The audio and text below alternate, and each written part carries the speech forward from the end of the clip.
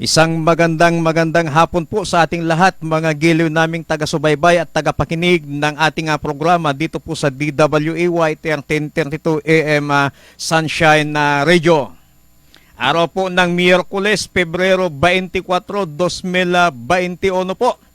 At muli po ninyo akong samahan sa loob ng isang oras upang malaman ho natin yung mga iba't iba hong balita na nangyayari po sa ating lalawigan dito sa Nueva Ecija at maging sa buong Pilipinas at nasasakupan ng atin pong mga matang agila patrollers. At mamaya din po ay makakasama natin ang isa hong opisyal na isa sa mga nagbabantay dito po sa lalawigan ng Nueva Ecija at atin pong aalamin yung kanila hong mga trabaho sa kanila pong area of responsibility. Akin pong ipinapakilala po sa inyo ngayong hapon ang atin pong bisita, makakaugnayan, makakasama sa atin pong programa sa hapon pong ito. Wala pong iba kundi si Police Major Robert De Guzman, ang Assistant Force Commander po ng 1st Provincial Mobile Force Company dito po sa lalawigan ng Nueva Ecija. Magandang hapon po, sir. Magandang hapon din po. Sir Jude Flores ng Matang Agila ng DWAY Sunshine Radio 1332. Nagpapasalamat talaga po ako ngayon. Apo. Dahil binigyan po kami ang 1st Provincial Mobile Force Company ng pagkakataon upang inyong makapanayam sa araw na ito. Pero bago po ang lahat, nais ko po sana munang batiin ang mga sumusunod na mga malagang mga personalidad po dito sa ating lalawigan. Apo. Unang-una po ang ating mahal na gobernador na kagalang-galang, napakabait at madaling lapitan na si Gob Aurelio Matias Umali. Magandang hapon, sir. Sa ating provincial director na malumanay, talaga soft-spoken na ating bagong PD ngayon. Apo. Na si Police Colonel Jaime Santos. At syempre, sa minamahal namin pong Force Commander na si Police Lieutenant Colonel Alexander C. Aurelio. Ganun na rin. At nais ko rin pong batiin ang aming mga naggagandahan at nagwagapuhang kapulisan ng 1st PMFC. At syempre, yung mga po nakikinig po sa atin ngayon, inyong subscriber at tagapakinig ng DWAY Sunshine Radio 1332, magandang hapon po sa inyong lahat. At magandang hapon din po, sir. Kami po ay nagpapasalamat sa oras na ibinigay po ninyo sa amin upang kayo po ay amin pong makaugnayan, makasama dito po sa akin pong programa dito po sa DWAY ngayong hapon pong ito. Sir, kumusta po? At pagdating po natin, marami ho kasing hindi nakakaintindi na katulad din sa kasundaluhan, ang dami hong mga unit-unit. So sa kapulisan din po ay may mga unit. At ano ho ba yung function at area ng jurisdiction ng 1st Provincial Mobile Force Company? Sir Jude, ang 1st Provincial Mobile Force Company na pinangungunahan po ng aming Force Commander na si Police Lieutenant Colonel Alexander Cabacuan Aurelio ay siya ang lead agency ng Nueva Ecija Police Provincial Office. Kung ang pag-uusapan ay internal security operation. Apo. Ito po yung masasabi po nating tungkol sa paglaban sa mga komunista. Ganun na rin po, maliban po ron, meron sa pangunahin naming trabaho na tungkol po sa paglaban sa kriminalidad, kasama po ito. Ang amin pong nasasakupan ay District 3 and 4 ng Nueva Ecija. Kasama na rin po ang bayan ng Aliaga at Saragosa na nakakasakop ay ang District 1 po. Opo. So buong District 1, sir, na nasasakupan nyo? 3 and 4 po. 3 and 4. Meron pero po napasama lang ang nasama Aliaga. po ang Aliaga at Saragosa po. Ilang district po ba? Ilang Provincial Mobile Force Company ba itong Nueva Ecija, sir? Bali dalawa po kasi. Meron po tayong First Provincial Mobile Force Company na kami po ang tumatao po ngayon doon. Opo. Meron po rin tayong Second Provincial Mobile Force Company headed by Police Lieutenant Colonel Marco Dades na nakabase po sa San Jose City. Yun po ay ang nasasakupan nyo po, bali ay ang District 1 at 2. Maliban lang po sa bayan ng Aliaga Na at nasakop Zaragoza, po ninyo. nasakop po namin. Pati ang Zaragoza nasakop po. Opo, kami na po ang tumatao po ngayon. Dahil considering po sa layo ng kanilang Opo. headquarters, mas ano po namin na matatauhan po yun. Opo. At may nag-message po, sir, ang sabi niya, yun po bang Provincial Mobile Force Company na yan, iba rin ba yung PSSC na hindi na namin nakikita ngayon? Yung PPSC po nung araw, yan po ay yung PPSC po, PMFC ngayon. So, nung araw po kasi, nung bago nabuo ang first PMFC at second PMFC, ang PPSC po ay isa. Ito, ang tawag nila Provincial Public Safety Company po. Matatandaan ko yung PPSC na yan, ang dati nating commander dyan, si Lieutenant Colonel Villanueva. Yes, sir. Tapos po, pagkatapos po, si Sir Lieutenant Colonel Albiar po ang manod. Apo. Ano po yun? Sa ngayon, sir, sa area po ng first PMFC, kumusta po as of today? Sa ngayon po, okay naman po dahil kung makikita po, napakatahimik po ng aming area. Apo. Sabi rin po natin kasi, sir, na ito po ang dahilan po rito ay yung mga programa po namin na ipatupad o kaya inutos kasi atin ng mandato po atin ng Presidente Duterte. Kagaya po ng eto po yung ang ating President Duterte kasi po ay nag-issue ng Executive Order number 70. Ito po yung nagpro-provide po ng nation approach in defeating the local communist terrorist groups. Opo. Ito po ay national task force to end local communist armed conflict. Was created to synchronize the utilization of the government's instrumentalities of power within the capabilities of private sectors stakeholders to finally end the 50-year-long deceit, lies, and atrocities committed by the communist terrorists against the people. Apo. So, sige po. Ito po kasi, the President itself, sir, is leading the way by taking the role of National Task Force Commander. He is demonstrating resolve to fulfill his vow to provide a better future for the Filipino people. Apo. Kasi po, matagal na po itong problema natin sa communism.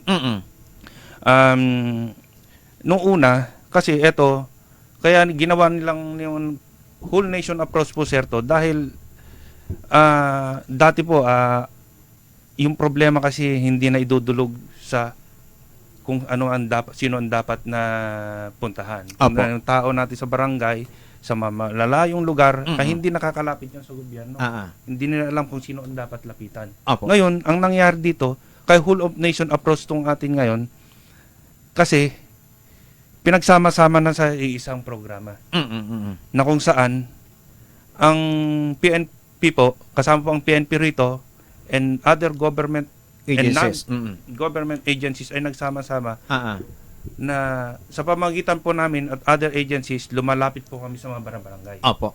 Upang idulog na kung alamin kung ano man ang nagiging problema nila sa barangay at kami na po ang lalapit sa gobyerno para sila ay matulungan. Opo.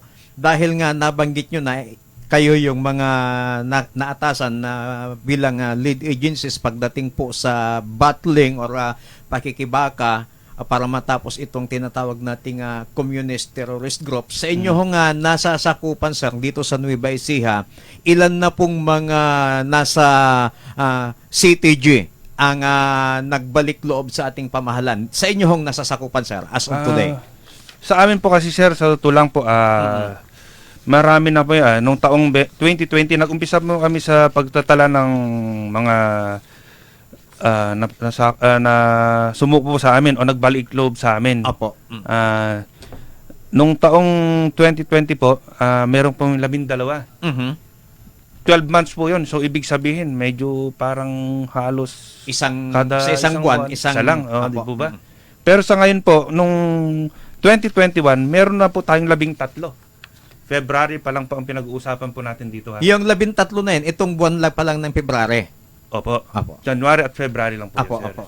So, makikita po natin na yung programa ng gobyerno ay nararamdaman na po sa baba. Apo. Kasi, andito na po tayo na ano na po natin na siguro nakita ng mga tao na yung, sabihin natin medyo yung iba ay naliligaw po ng landas dyan. Na sincere, very sincere po ang ating Pangulo at ang Apo. gobyerno Apo. na sila po ay matulungan. Apo. Ganun po yun. At nabanggit nyo kanina, sir, noong 2020 ay sa loob ng isang taon, halos isang CTG lang or Communist Terrorist Apo. Group ang nagbabalik loob. At itong pagpasok ng 2021 ay February pa lang, hindi pa natatapos ang buwan ng February, umabot na tayo ng 13. Ano pang naging dahilan, sir, at bakit biglang dumami ang nagbalik loob sa inyong tala? Sa akin sir, sa amin kasi ang programa po namin, nag-ano pa kami, meron kaming tinatawag na Retooled Community Support Program. Gaya po ng sabi ko kanina. Kami po na nasa gobyerno ay bumababa na po sa mga barangay upang ibaba yung programa. Kagaya po ngayon, ang tanggapan, ang First PMFC ay nagkaroon na po kami ng mga gift-giving programs. Pupunta kami sa barangay. Though maliit lang to, na pinagsama-sama namin ng First PMFC at sa tulong na rin po ng ibang mga concerned agencies and other non-government entities na kahit na sa maling bagay, nararamdaman lang nagbibigay relief goods or something na which is sa palagay ko naman, galing po kasi sa puso namin to eh. Apo. Nararamdaman nila na yung pagtulong po namin hindi fake. Tama. Yun po. Kaya siguro nakita nila yung sinceridad po nung pagtulong. Kaya ayun po, napakadali po ng paglapit sa kanila dahil nararamdaman na po nila hindi kagaya nung araw. Apo. Na wala po talaga. Ganun po. Apo. Ibig sabihin po natin na hindi nila nararamdaman dahil hindi na alam kung paano lumapit. Apo. Yan po. At nabanggit nyo kanina, sir, yung isang terminologist na for the sake ng atin pong nakikinig sa radyo at nanonood sa ating live streaming via Facebook. Nabanggit nyo kanina yung sinabi nyong nagkaroon kayo ng retold. Ano ho bang ibig sabihin ng retold na yan? Yung Retooled Community Support Program, sir. Ito yung tool to achieve the objective of President Rodrigo Duterte in order to battle ito yung whole of nation approach po local communities na kung saan kagaya po ng sinabi ko kanina retooled parang eto may tools na kami ngayon parang hindi po maganda yung approach nagbago po kami retool ayan okay. Ngayon eto na po yon eto yung mas maganda eto ang mas maganda sa masa mas maganda sa tao. Kung dati po ay kami sa PNP ay sir kumbaga sa reactive lang kami. Okay. Pupuntang nagrereklamo sa amin. Pag may reklamo, may problema sa kami aksyonan. Ngayon kami hindi pa namin alam yung problema, pupunta na po kami sa barangay at inaalam na. Inaalam na po. Ganun po yung ano na po noon. Yun na yung ibig sabihin ng retold. Yun lang po ang pinakamainam para mas maintindihan ng ating mga kababayan. Pero ito po kasi sir, ay ano po ng local executive to. Katulong po namin to kasi. Kasi ang programa na ito ay yung siyempre fund. Manggagaling po yan sa mismong bayan na kasama doon. Yan po. At yun mga nabanggit nyo kaninang sumuko, sir. May nag-message po ay ang sabi niya, kasama ba dyan yung mga baril na isinuko sa mga nabanggit ni sir na nagbalik loob sa gobyerno? Ay, opo, meron po tayo. Sa totoo lang po, meron po tayong mga marami na po yung nating mga baril po rito. Opo. Nung taong 2020, eto lang po, meron po tayong 6 na po surrender, isang shotgun, isang M16 na rifle, isang M14 na rifle, at 3 caliber 38 revolver. Ah, ah. Opo. Noong 2020 po, meron rin po tayo. Mm-mm. So, 3, 5, 8, 9, 10, 11, 12. Bali, 12 po noong 2020. Ngayon po, 6, pero February pa lang. Yun po. So, makita po nyo, Yung pagbabago, pagbabago po.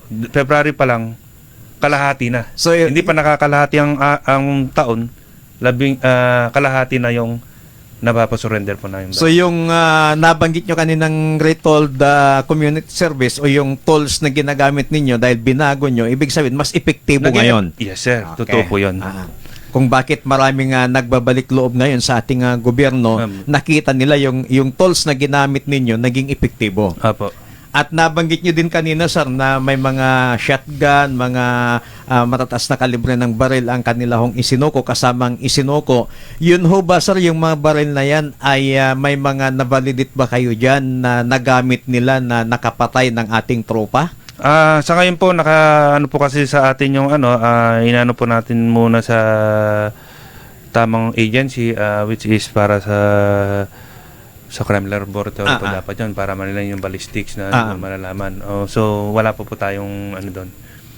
Nandun pa sa atin yung mga... Sila yung maglalabas. Po. Okay. At sa mga nagbalik loob, sir, at sila ba ay mga talagang may matataas bang katungkulan sa kanilang Yung pinanggalingan? Iba, tapos ngayon, yung iba rin po, mababa lang, minsan may mga dinadapuan, mga ganon, mga, kumbaga sa mga milisyang bayan, yung mga iba po riyan. Opo. So, ang lang po doon talaga, siguro gusto na nila ng isang mapayapang buhay para sa pamilya nila, para maging maunlad din yung kinabukasan ng kanilang mga anak. Opo. Dito po sa inyong nasa sakupan, sir, na area, maliban sa mga nagbalik loob, mayroon pa ba kayong mga listahan na talaga o na talagang napabilang sa CTG?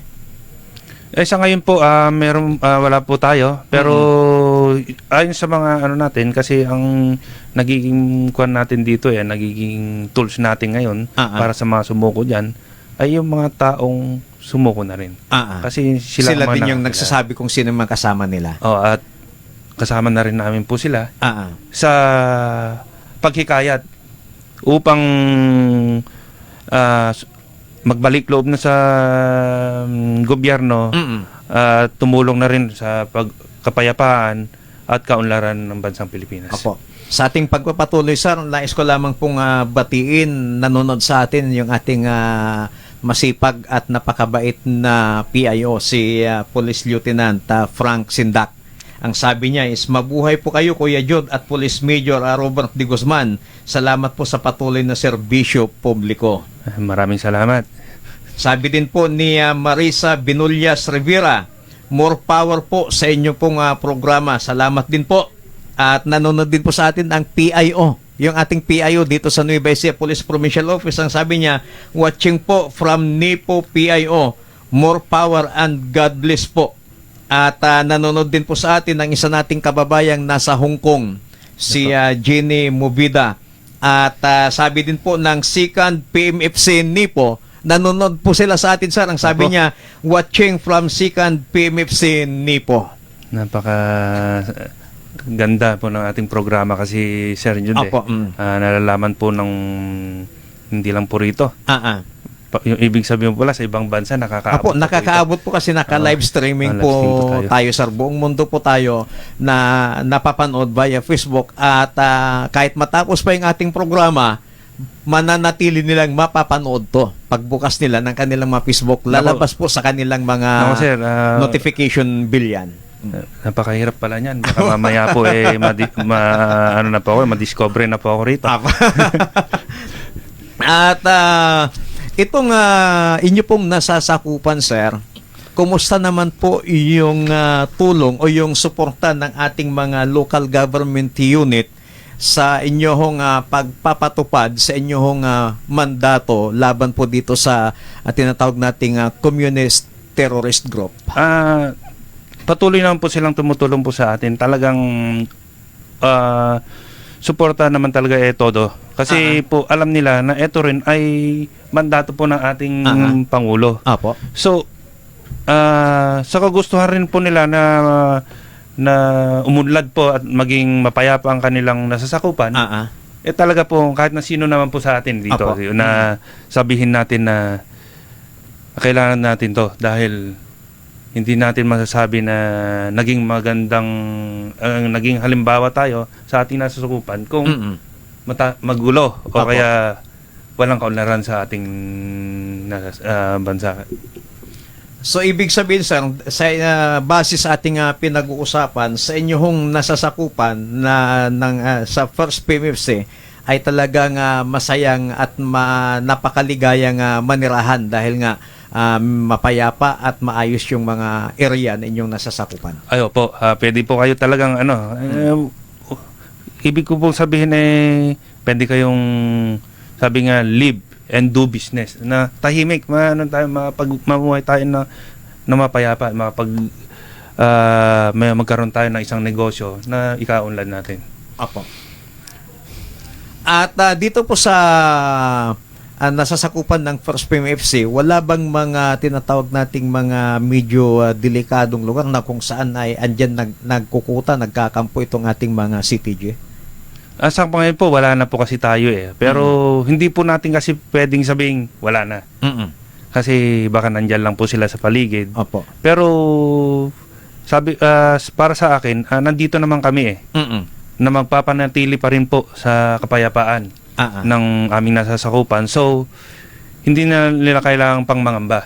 Opo. Nandito lang po kami sa aming tanggapan, nandiyan kami sa paligid na magpapanatili ng kapayapaan at kaayusan ng Nueva Ecija. Opo. At sa tingin ba natin, sir, bago matapos itong taong 2021, dodobli pa ang bilang ng mga magbabalik loob? Sa palagay ko, sir, pero talaga naman po sisikapin po namin. Gagawin po namin ang lahat ng aming makakaya. 10 po nung taonan namin na aming nasasakupan na kung ano man po yung maitutulong po kasi namin sa kanila, ibababa namin ng malugod po kasi. Opo. So, siguro, ina-expect ko rin po na mas madodoble, baka hindi pa doble, magiging libre po yan sa darating po na mga araw. Opo. Dahil itong ating laban na to para mawakasan tuluyan ng matapos matuldukan itong problema natin sa CTG, even mga barangay official ay talagang kumikilos na rin, sir, Yes, sir. At dito po sa Nueva Ecija, especially sa nasasakupan po ninyo, kumusta naman po yung ating mga barangay officials? Opo, suportado po kami niyan. Kasi pagpunta mo kami diyan, kasama aming mga PCR, talaga pong pagpunta namin na-entertain kami, pag napatawag po kami ng mga pulong-pulong, okay naman po sila. Kung baka hindi po natin kailangan pang nagpipilitan tayo dahil ayaw nila, gano'n. Hindi po. Kasi dati, sir, at ito, aminin natin, dati kasi ang mga bata, pag nakakakita ng pulis, natatakot. Kasi nga, kasalanan din minsan ng mga magulang. Dahil pag umiiyak yung bata, para lamang tumigil yung bata, sasabihin ng magulang, sige, kukunin ka ng pulis, andyan yung pulis, sige, hindi ka tumigil. Sa ngayon po kasi hindi na, noong mga araw po kasi yun. Ngayon po pag nakakita ang pulis sumasaludo po Apo. Ganun po. So ibig sabihin, hindi na po ko tayo kasi military in approach civilian in na kasi approach na tayo. Parang tayo ay isang civilian din na lumalapit na sa kanila na nakipagkaibigan. Tama. Even mga bata pa po yan, nakakausap na po natin yan. Kayo na mismo ang bumababa mula sa inyong mga opisina, pumupunta sa mga barangay, pumupunta sa mga kabahayan para ipakilala, iparating yung magandang adhikain ng ating pamahalaan at yung magandang programa ng ating kapulisan. Opo, sir. At nabanggit nyo kanina, sir, na kayo rin po ay namimigay ng mga relief goods. Itong mga binibigay ba natin, sir, na mga relief goods, yan ho ba ay may galing sa inyong mga bulsa o may mga nagdo-donate o mga sponsors po natin? Yung iba po dyan, galing po sa aming bulsa. Kasama na rin po yung may mga sponsor po kami na gusto ring tumulong sa mga less fortunate na individuals sa ating nasasakupan. Kasi po, ito na rin po ay tulong na rin po sa ngayon nararanasan nating pandemya. Alam po natin dyan na yung iba dyan wala na po talagang trabaho. So, kaya kami sa amin, buong puso naming nag-ambag-ambag para lang po maibigay po sa mga talagang mga wala nang makain at walang naging trabaho. Apo. At nais lang nating basahin itong mga nagko-comment, sir. Ang sabi po nila Independencia Filipinas, watching from Paticol, Solo. Layo. Ang sabi niya ay pa-shout out kay Ras Hayodini, kay sa Paticol Municipal Police Station at Paticol Task Force Ilac. Happy watching din po kay Miguel Hotohot dyan po sa Caloocan City. Salamat po sa inyong panunood at nanonood din po sa atin si Floro Hines mula dyan sa bayan ng Cuyapo, Nueva Ecija. At ang sabi po ng Police Santa Rosa, watching from Santa Rosa Municipal Police Station, Nueva Ecija Police Provincial Office. Sabi po ni Louie Pasqua, watching from PIO Nipo. God bless po sa ating lahat. Sa mga kabubukas lamang po ng kanilang mga talaphitan, ang inyo pong napapakinggan ay si Jude Briones at si Police Major Robert De Guzman, ang Assistant Force Commander po ng 1st Provincial Mobile Force Company dito po sa lalawigan ng Nueva Ecija. At sa bayan po ninyo kaming napapanood via live streaming dito po sa official Facebook page ng DWEY 1332 at saka Matang Agila Publication News Online. Kasama pa rin po natin si Police Major De Guzman at ipagpapatuloy po natin yung atin pong pakikipag-ugnayan sa kanya sa hapon pong ito. Sir, meron pong programa ang ating Chief PNP na si Police General Dibold Sinas, itong pagtatanim ng punong kahoy. At nakita ko rin na sa iba't ibang municipal police station, maging sa lalawigan ng Tarlac at maging dito sa lalawigan ng Nueva Ecija, ay nagtanim na ho sila. At para bagang itong pagtatanim ng punong kahoy, para mas lalo po nating maunawaan ng ating mga nakikinig sa ating programa sa radyo at nanonood via live streaming, ano po ba itong programang ito ng ating Chief PNP, sir? Yung The Plant Tree Program po ng ating mahal na Chief PNP, ay tulong po ito sa hindi lang po to sa Department of Natural and Resources, pero siyempre para sa atin po sa ating lahat po kasi ito na taga Nueva Ecija. Kasi kung makita po nyo ngayon, ang mga kabundukan ay nakakalbo na dahil sa mga nangyaring mga illegal logging. Ngayon, nagiging cause yan ngayon. Meron tayong tinatawag na greenhouse effect, pollution, pagbaha, landslides, na kung saan tayo rin po kasi ang naapektuhan.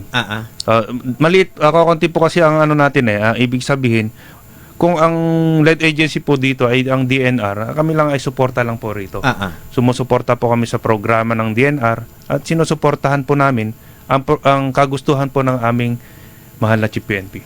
Ano tong mga punong kahoy na inyong itinatanim, sir? Fruit and non-fruit bearing trees po ito. Kung ano po yung mga kailangan dun sa mga barangay na mga puno. Yun po. Kunwari po, kung sa bundok, at kailangan po natin ng kahit mahogany, nagtatanim po kami ron. At pagdating po sa tree planting, sir, at mula noon hanggang ngayon ay marami hong nagsasagawa ng mga programang tree planting. Pero ang nagiging problema dyan, ang tanong dyan is pagkatapos po maitanim, wala na hong nagmi-maintain, napapabayaan na lang. So, papaano po ang programang ito, itong plant a tree na inyo pong ipinapatupad na programa ng ating Chief PNP? Ito nga po, ang directives po sa amin ng mahal na Chief PNP ay bantayan po namin kung ano man po yung mga tinanim namin. Kasi po ang itatanim ng bawat personnel dito at least 10. So yung 10 10 na yun, 10 punong kahoy. Apo. So, yung 10 na yon kailangan mabuhay natin yon. Mm-mm. Hindi po tayo pwedeng maging ningas kugon lang dito, na itanim, nagkapa-picture ka. Wala na naging magandang resulta. Kaya lang may magandang resulta para makatulong po tayo.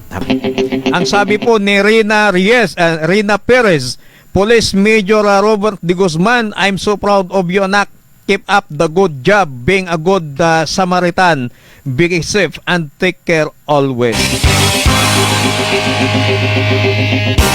So nakasama pa rin po natin si Police Major Robert De Guzman. Nabanggit po natin na kanina, na pag-uusapan po namin ni Sir kanina bago natin tinanggap yung ulat na ipapasok ay itong plant at reprogram na kanila hong ginagawa at napakaganda dahil nga po hindi po ningas kugon itong pagtatanim nila ng kahoy kasi nga po bawat pulis hinakailangang may itatanim na 10 puno at yun ay kanilang babantayan, yun ay kanilang aalagaan. So ibig sabihin po yung mga itatanim ng ating mga kapulisan na punong kahoy, asahan po natin mabubuhay po yan dahil babantayan po nila yan. Saan po nanggagaling yung mga seedlings, sir, na inyong itinatanim? Yung iba po ron, sir, talaga, Sir Jude, galing po sa DNR. Mihingi po kami ng seedlings sa kanila. Pag yung iba naman po, binibili na lang po ng aming unit para mayroon po tayong maitanim na puno talaga. Okay po, at napakagandang programa, sir, yan, yung plant at tree na yan, dahil alam naman natin na isa sa mga problema talaga, ang dami na hong nagsasagawa ng mga tree planting, pero itong programa ito ng PNP, napakaganda dahil hindi lamang basta tanim, kundi aalagaan pa ng bawat pulis. Ay, opo. Opo. So, ibig sabihin talaga, sa inyo ho, sir, sa inyo pong area, dito sa First PMFC, meron bang may inaatas ang DNR kung saan kayo magtatanim ng mga puno? Sa ngayon po, nag-ano na po kami, nagkusa na po kami magtanim po sa mga kanya-kanya namin pong area. Kagaya po sa Saragossa, meron po tayo. Ngayon po, para mapakinabangan po ng ibang tao doon, ang tinanong po namin talaga rito, hindi isang malaking puno, pero kundi isang namumunga. Ito po yung kalamansi. Okay. Para po yan, naibebenta natin. Yung iba naman po, mahogany. May mga haron tayo sa mga bawat paak po natin, patrol bases. May kanya-nya po silang area na pinagtaniman. At saka kung titingnan natin sa itong kapulisan natin ngayon ay hindi lamang tagapag-alaga ng kaayusan, kapayapaan sa isang bayan, pero parang nasaklaw na lahat kundi ngayon lalong-lalo na itong panahon ng pandemic na hindi lamang tagapag-alaga ng kaligtasan ng bawat isa, kundi tagapag-alaga pa ng kalusugan dahil ang mga pulis namimigay ng mga tulong, namimigay ng mga ayuda. Ay, opo. Jack of all trades na kami. Kumbaga sa lahat ng agency ay itinatry na po namin na tulungan. Hindi lang po DSWD, hindi DOH, meron ring DNR. Lahat po yan. Kasi kailangan po nating i-address na po yan para kasi nung araw parang walang respeto ang mga tao sa PNP. Dahil siguro may mga, hindi man po lahat, may mga tao na sabihin natin na namantala o nang abuso sa kanilang katungkulan. So ngayon, kami, binabago po namin yon. Yung imahe na yun. Namin, nakita naman na po namin na okay naman. Maganda po ang naging resulta. May mga tayo talagang sasabihin natin na respeto. May respeto na po sa atin. And then balikan po natin, sir, yung mga sa CTG kanina. Yun na ho bang mga sumuko mula last year hanggang ngayon, nakaabil na sila ng programa ng gobyerno, yung tinatawag nating ICLIP? Ay, opo. Meron po tayo naka-receive na. Pero ngayon pong taon na to, meron po tayong nung 2019 pa po ito Pero may 6 na po tayo naka-receive sa ICLIP. Yung iba rito, mahigit 50,000 po kasi ito. Ito yung mga kumbasa, tulong. Kumbasa, pag sumuko ka na, tingnan mo may problema ka na, nagkaroon ka na, nilapitan ka sa gobyerno. Ngayon tinulungan ka pa para makapagbahong buhay ka. Ito po yung ng e-clip na po ito. Ngayon, yung iba po kasi on process pa po On process at merong mga nakapending. Apo. So, na hinihintay pa po natin, bale, ay meron pa po tayong 25 na Pending. Continuous, inaano po namin to. Hinihintay po namin.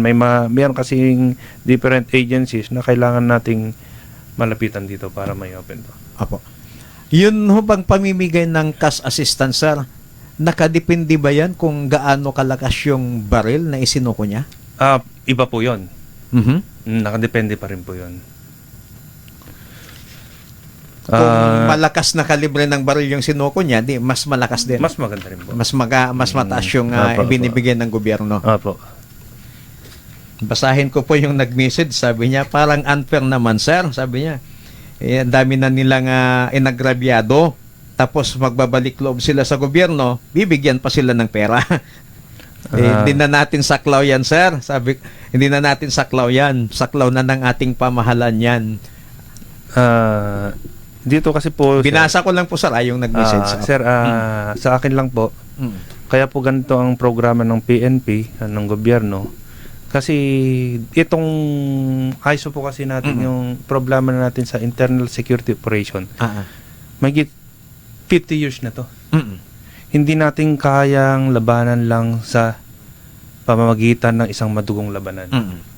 Kailangan natin na ipakita sa kanila na meron pa silang pagkataon upang magbago. Which is, yun ang binibigay po natin sa kanila. Though, sabihin na natin, may mga iba naman dyan. It depends yun. Kasi kung ano man, may nakamatay po dyan, yung mga yun, mapapanagutan pa rin po nila kung ano man po yung naging kasalanan nila. Makukulong, kasama po doon. Pag nakapatay, kukulong po yun. Pero yung mga less lang na po na sumuporta lang, mga ganun, yan yung mga bagay na tinutulungan natin na mas maganda na para ikabubuhay nila po. Okay. At ito, sir, lilinawin natin yung cash assistance ba na ibinibigay galing po sa pulis o galing sa national government? National government po yan.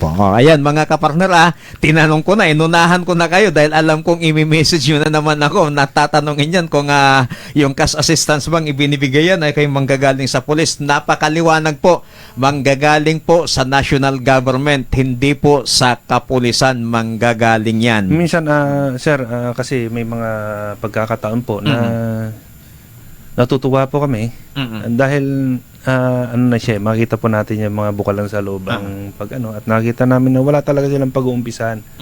Kasi ito wala po kagad, hindi naman kagad makukuha tong e-clip na ito Apo. So, nagtutulong-tulong pa kami, bibigyan po namin ng kahit paano, pera or makakain.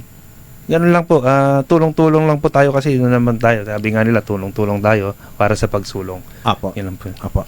Sir, itong mga sumuko, wala bang humihingi sa inyo ng tulong na ang kanilang pamilya o sila ay natitreaten ng mga dati nilang kasamahan?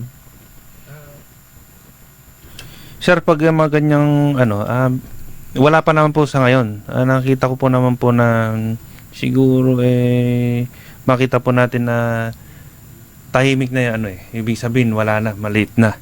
Konti na po ang mga kalaban po natin dito sa Nueva Ecija. So siguro, at nararamdaman din kasi nila na nandyan lang tayo sa paligid, nandyan lang tayo, always available. Siguro kaya wala nang makapag-attempt pa na mag-threaten sa mga sa mga makakaliwa po. Apo. At sir, baka meron pa po kayong nais banggitin na inyong mga iba pang mga accomplishment ninyo sa First Provincial Mobile Force Company?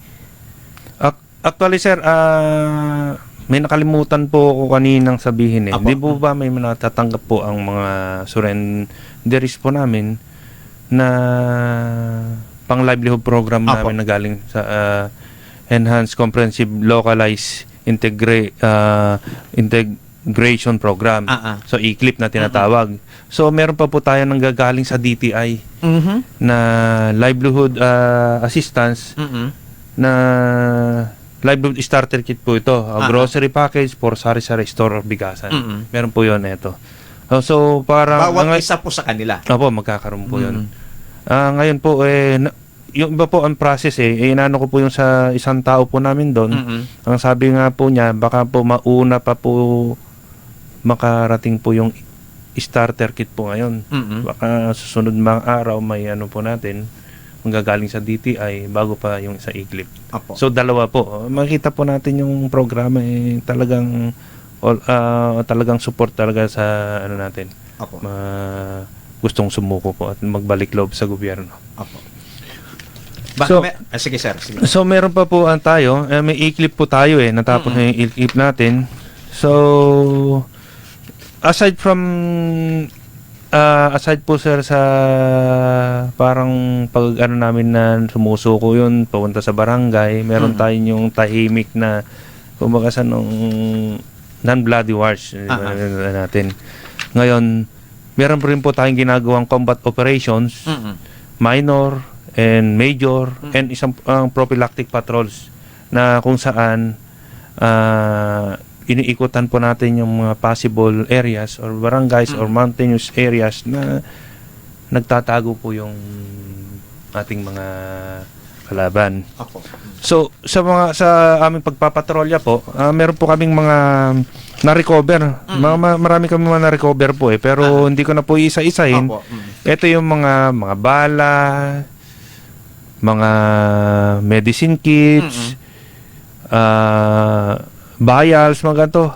Dextrose, bandolers, gallon of rice, ganito po. And other subversive documents na talagang masabi mo na pinagkutahan na nila. Pero hindi kami nagkaroon pa ng sagupaan. So nare-recover mula namin. noon, sir, na yung pagpapatrolya sa mga mountainous area, wala pang nangyaring sagupaan. Opo. Yun naman po ang ano natin. Though, more on ano na tayo, more on, sabi nga, tahimik na pakikipag-battle. Sa ngayon naman po, nag-ano tayo ng ganun, major and minor operations, pero nag-negative tayo sa labanan, pero nare-recover natin yung kanilang kagamitan. So yung mga kagamitan na yan, sir, yung nare-recover nyo, ano yung mga assessment nyo dyan, sir? Encampment po ito Doon sila nagitubo, pulong-pulong. Kung sakali na meron silang gustong hiyaras, ganun po to na isang mga police stations or other patrol bases sa mga area. Extortion, sir, wala din kayong natatanggap na ginagawa nila dito sa Nueva wala na po, wala po tayo. Okay. At sir, baka meron pa po kayong mensahe o panawagan at para sa ating mga kababayan at sa mga hindi pa po nagbabalik loob sa ating gobyerno, baka meron po kayong mensahe sa kanila, sir, na sa inyo po yung pagkakataon. Magandang hapon po muli sa inyo, mga aking mahal na kababayan. Ang 1st Provincial Mobile Force Company sa pangunguna ng aming Force Commander na si Police Lieutenant Colonel Alexander Cabacuan Aurelio. At syempre, ang talagang nakakaano po sa amin ay aming acting provincial director na si Police Colonel Jaime Santos, sir. Mga kabayan, ang aming pong tanggapan ay nandito lang po, bukas po sa anumang problema nyo, o kaya kung meron po kayong nalaman o kayo mismo po ay nagrabyado o masabi nating nagawan kayo ng hindi kaaya-aya at na-violate ang inyong karapatan, nandito lang po kami para kayo ay tulungan. Bukas po ang aming tanggapan, 24 oras at 24/7 a day po to, a week, sir. Sir.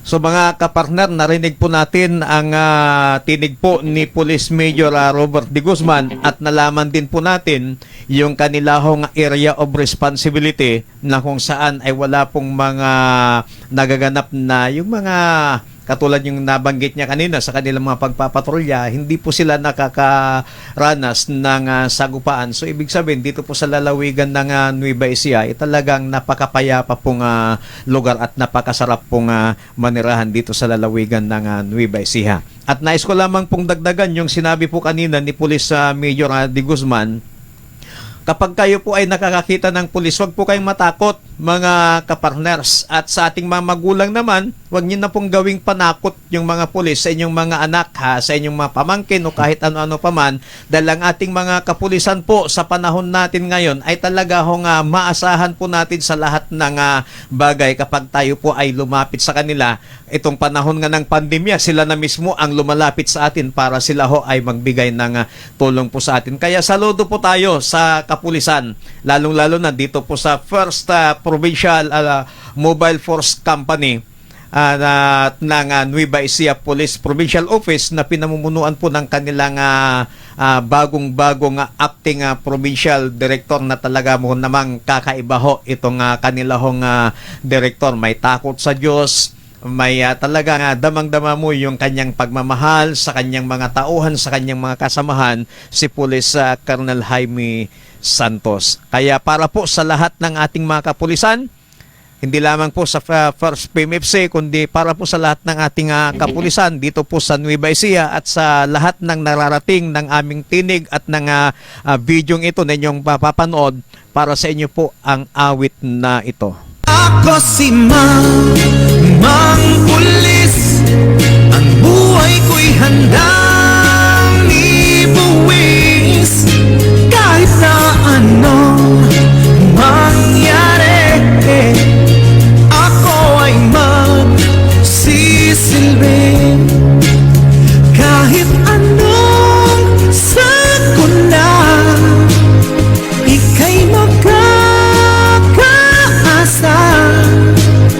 Huwag mabahala, tawagin mo, dahil ako'y nakahanda. Di ka nag-iisa, ako si Mang Pulis, ang buhay ko'y handang ibuwis, kahit na anong mangyari. Maraming salamat po sa ating mga giliw na tagapakinig at taga-subaybay ng ating programa, at maraming salamat din po sa Nueva Ecija Police Provincial Office sa kanilahong pagpapadala ng kanilahong mga kapulisan dito sa ating programa para sila ay ating makapanayam sa kanilahong mga area of responsibility na naiatang po sa kanilang mga balikat. Wala na ho tayong oras at lumampas na ho tayo. Maraming salamat po. Sumainyo po ang pagpapala at kapayapaan ng atin pong Panginoon. Kalayaan at katotohanan sa Sunshine Radio.